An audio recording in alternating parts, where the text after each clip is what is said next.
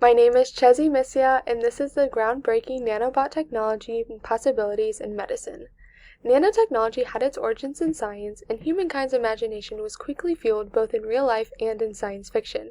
We all enjoyed exploring these ideas in popular sci-fi television series such as Stargate Atlantis. This could all become a reality in the future with the use of nanobots in medicine. As someone who studied a little bit about nanotechnology and their uses in high school, I thought this topic was fascinating because it incorporated my previous experience in this field along with my career goals as well. You may be wondering, what exactly is nanotechnology?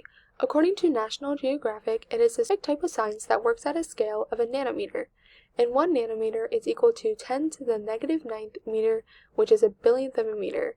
And to put this into perspective, this image from Blumen shows that one human hair is 80,000 to 100,000 nanometers wide. Scientists are working with very, very small molecules at the molecular level. Nanotechnology gave rise for scientists to explore nanomedicine, the medical approach of nanotechnology, which could possibly become one of the more exciting advancements in the medical world, illustrated by Wuhan University. Nanomedicine is able to use these nanomaterials, or materials that have unique features, to help enhance and build these biological devices called nanobots, as shown in the figure by Liu. These amazing minuscule medical devices can be inserted into the body and to aid in certain health conditions. According to Nelson, scientists are looking into using nanobots as a transportation device to efficiently deliver drugs to specific targets in the body. One of these nanomaterials that could be used to build a nanobot is called a dendrimer. According to National Geographic, these are nano-sized molecules that contain a core, inner shell, and outer shell, as pictured provided by Catherine Lee from the University of California. Hu et al. Describes them as tiny synthetic branching-like structures. Since cancer is relevant to today's society, Kulhari's team of researchers studied how a dendrimer could be used for a drug delivery for cancer patients with HER2-positive breast cancer. Although chemotherapy can be effective, some of the chemo attacks the healthy cells as well as the tumor cells, which has a detrimental outcome on the body. Researchers are experimenting to find a new way to deliver the drugs in the body without attacking the healthy cells, using a nanomaterial dendrimer. The scientists used 2 types of pre-existing drugs, trastuzumab and docetaxel, and combined them together with a dendrimer. Due to the dendrimer's unique structure, DTX was able to attach on the inside of the base of the structure, while TZ was placed on the outside of the structure, which are called branchers. This allows DTX to be protected by healthy cells, and TZ can target the cancerous cells. When the researchers tested the viability of the drug on the HER2-positive breast cancer cell, they found that it was able to kill cells 4 times as effectively. How fantastic would it be if there was a better way to detect cancer? Current research shows that nanotechnology could be the answer. One could agree that cancer detection can sometimes be misdiagnosed by physicians. Researchers today are experimenting with quantum dots to see if they might be a better solution. According to Murthy, quantum dots are nanoparticles that have a diameter ranging from 2 to 10 nanometers. Fein et al. Contributes that these dots have a unique feature of being able to produce a high-intensity colored fluorescence under UV light. However, the intensity and color depend on the wavelength and the size of the particles. The unique properties of the quantum dots, such as their size, shape, surface features, and fluorescence, allow them to bind to certain antibodies or other molecules. It is because of their fluorescence that quantum dot probes can be used to target cancerous cells, which allow the cells to have a glowing effect, as shown in the image by Sony. The luminosity will make detecting cancer cells an easier and more effective process. People affected by genetic disorders may find themselves greatly benefiting from nanotechnology in the future. The National Human Genome Research Institute states that many genetic disorders are caused by inherited or accidental mutations. A genetic malfunction can have one or many different mutations in a gene, which can result in potentially life-threatening disorders. Currently, there is no hope to correct these egregious disorders. Scientists today are researching to find a way to detect these genetic mutations early by using carbon nanotubes. According to Youssef, these nanotubes have a small cylindrical shape that are only a few nanometers wide, which is about the same width of a DNA molecule, and this makes them more compatible with DNA and allows for sensitive detection.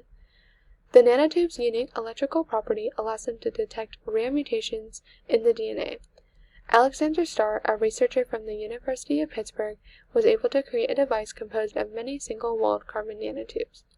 The DNA sequences will then be able to bind onto these single-walled carbon nanotubes, shown in the figure by Tawari, and DNA will match its complementary sequence, or a single strand of DNA that is complementary to the original DNA, and this process is called hybridization. The healthy DNA gives a different electrical response than the mutated DNA sequence when this hybridization occurs, and physicians would find this helpful in order to detect any differences between the mutated DNA and the healthy DNA. The question still remains, will there be hope in the future for genetic disorders by gentle and safe manipulation of DNA strands? Yes, it is fascinating that nano devices could potentially have a huge impact on the future of medicine. But there are many ethical and health concerns that may arise by using them. Although many new innovations are arriving on the medical scene, one should assume negative side effects and problems will accompany them. The negatives do generate a concern for the public, which could greatly impact the success in the progression of the advancement of nanotechnology, particularly in medicine. Some doubt whether or not nanobots should even be used in medicine. Research from an article, Health Risks of Nanotechnology, has shown that nanomaterials can cause toxicity in the lungs. Nanobots comprised of these nanomaterials could compromise human health. A scientist named Dr. Jiang and his team of researchers conducted a study to determine if nanomaterials were indeed negatively affecting the human body. During the study, scientists determined that the specific type of dendrimer destroyed human lung cells by triggering a type of cell death.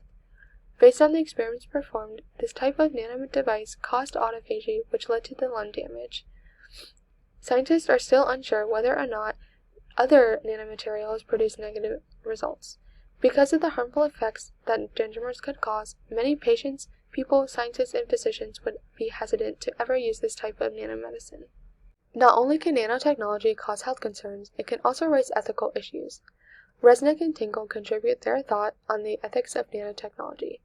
One such ethical concern is the use of nanobots for physical enhancement, or the altering of the human body technologically. The argument is that they should only be used for therapy and not for intellectual enhancement. This issue is very similar to the concept of performance enhancement in drugs. Some might argue vehemently that the use of nanobots to transform an average intelligent individual into a genius would be morally unacceptable.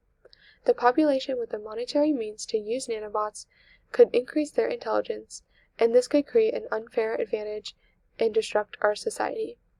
Bostrom and Roach discusses that people with radically enhanced cognitive capacities might gain vast advantages in terms of income, strategic planning, and the ability to influence others. Those that have the superintelligence as a result of nanotechnology would clearly outshine those who do not. Everything considered, nanobots will undoubtedly become our bright future. Scientists are conclusively deciding that safety assurances are imperative. As of today, however, nanobots should not be used. They should be considered to be in their trial phase, and much research is still needed. Within the next 10 to 15 years, when technology is advanced to the degree where safety is not compromised and ethical issues are fully addressed, the use of nanobots in medicines may be fully accepted. While it may not be welcomed for quite some time, some of these problems will be resolved because scientists have an endless curiosity and unquenchable desire to overcome these challenges. And here are my citations.